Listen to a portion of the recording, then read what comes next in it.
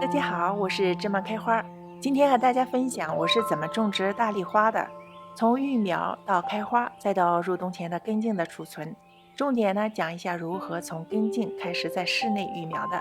我的地标是加拿大的卡尔加里，属于山区，和咱们中国的东北一样了。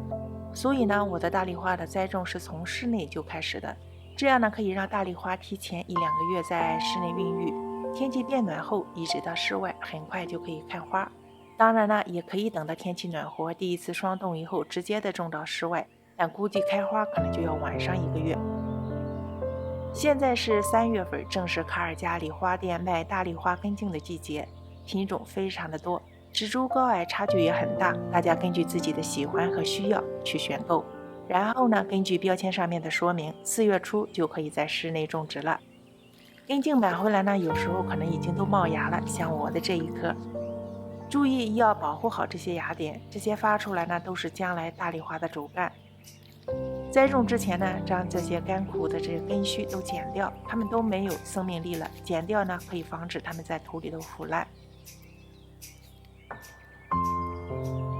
栽种的土就用苗圃买的室内的专用土，这些土都已经配好了，我们就直接拿来就用。栽种前我会把土先弄湿，慢慢的分多次加一些水，搅拌均匀，将土拌到一个非常潮湿的状态。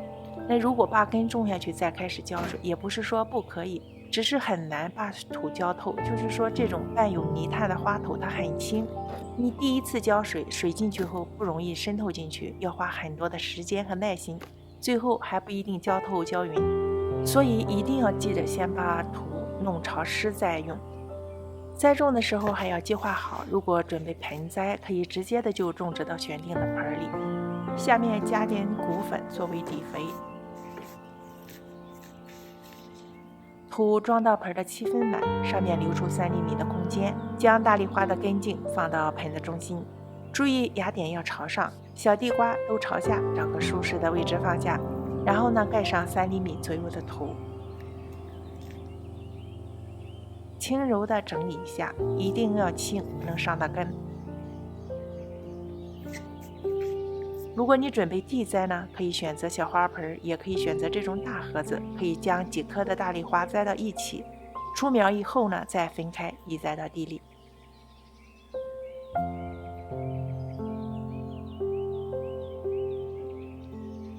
一样的步骤，大丽花的根放好以后呢，上面盖上一层土，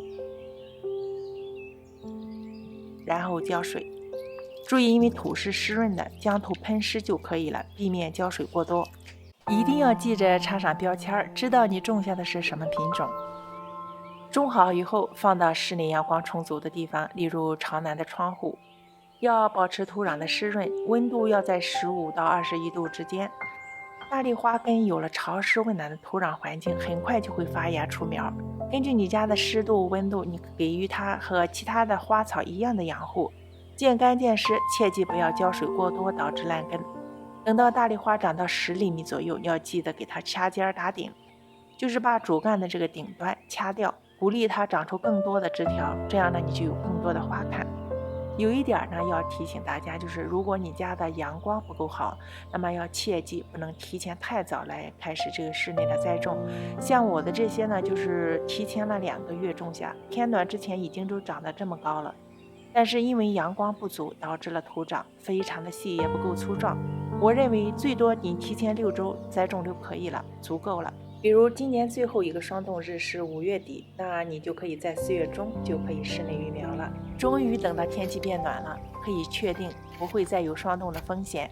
这时候我们可以把大丽花移栽到花园里。你根据大丽花的植株的高低，要在花园里选个适当的位置，要有充足的阳光，排水呢还要好。先挖一个大洞，下面加点谷粉作为底肥，深度要足以把你这个大丽花的花盆放进去，然后小心的将大丽花取出来，注意不要伤害到根，然后放到坑里面，上面埋上土，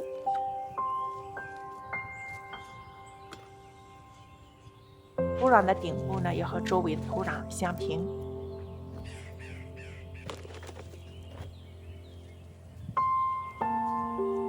然后将土压实，最后浇透水。这是1个月后大丽花的样子，整个的生长季节继续的进行正常的照顾和维护就可以了。除了夏天非常的干旱炎热的时候呢，平常不需要天天浇水，你保持土壤湿润就行。栽种下去以后，每个月可以施一次含磷较高的水溶性的化肥。有一些大丽花它会长很高，你要提前在还没有长起来的时候，用竹竿或者是铁架子给它固定，防止它倒伏。大丽花的花期特别长，从初夏开始开花，一直可以开到秋天第1场的霜冻，大约有3、4个月的花期。对于一共就有3个多月无霜期的北方，提前在室内孕育根茎真的是很好的方法。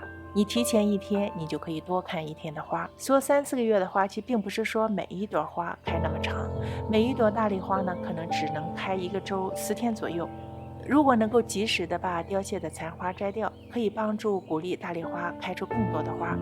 盛花期的时候，一株大丽花可以几十朵同时开放，一朵接着一朵，可以在整个开花期间连续开花，一直到下霜。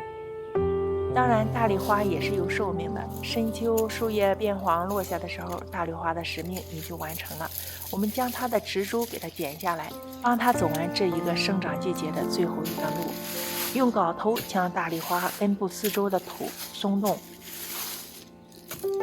然后呢，整个的根刨出来，尽量保持整个根的完整性。稍微的将土抖掉一些，保留着一部分土。经过1个夏天，它们又长大了不少。这个根呢，会随着你每年重复的栽种越变越大。我们把它放到纸箱里头，上面盖上报纸呀、厨房纸都可以。然后呢，放到地下室阴暗通风的地方去，一直到第2年春天，然后再栽种下去。也就是说，你只需要买1次，然后每年呢把根挖出来储存好，第2年春天再种下去，这样每年就有花看了。好了，关于大丽花我就分享到这里。如果你有什么问题，欢迎给我留言。谢谢观看，咱们下期再见。